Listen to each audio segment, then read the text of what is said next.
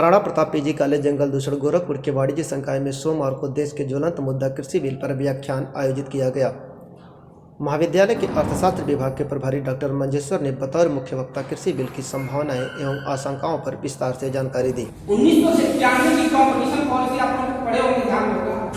जब 1991 की competition policy लागू की गई थी तो सभी लोगों ने उसका विरोध किया कि कंप्यूटर आ जाएगा और व्यवस्था ओपन हो जाएगी, सभी लोग बेरोजगार हो जाएंगे, ढेर सारी बुराई होती है। बात हो गई थी कि ये सारी कमियां हैं, आपको समझ आ जाएगी, आपको सब बर्बाद हो जाएगा, बेरोजगारी खत्म हो जाएगी। लेकिन आज की स्थिति देख रहे हैं, केवल 20% लोग सेवा क्षेत्र में हैं और उनका योगदान राष्ट्रीय में 60% है।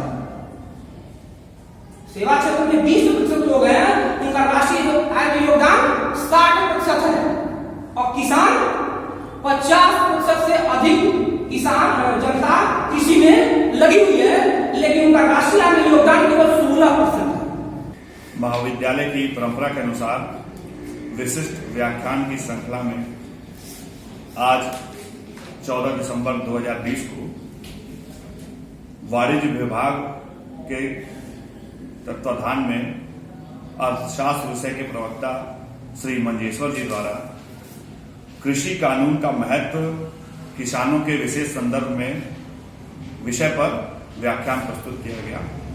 इस व्याख्यान में बीकॉम भाग 3 और एमकॉम अंतिम वर्ष के कुल 24 विद्यार्थी ऑनलाइन और लगभग 15 विद्यार्थी कोरोना महामारी के प्रोटोकॉल के अनुसार पर्याप्त सामाजिक दूरी रखते हुए कक्षा में बैठे थे। व्याख्यान में श्री मंजेश्वर जी ने वर्तमान में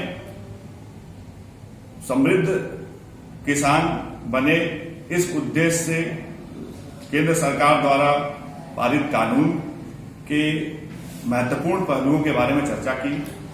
कैसे तीव्र गति से कृषक आत्मनिर्भर बन सकते हैं, जो छोटे और सीमांत किसान है वो कैसे आत्मनिर्भर बन सकते हैं, इन विषयों पर उन्होंने चर्चा दी।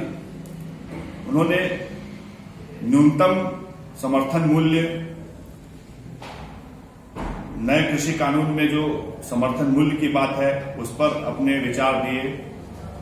प्रतिभागियों ने भी कुछ प्रश्न किए, उन प्रश्नों के सफलतापूर्वक उत्तर दिए। प्रतिभागियों की जिज्ञासा उन्होंने शांत की। कृषि नीति एवं उसके महत्व किसानों के विशेष संदर्भ में विषय पर व्याख्यान में शिक्षकों एवं विद्यार्थियों ने भी प्रश्न पूछे।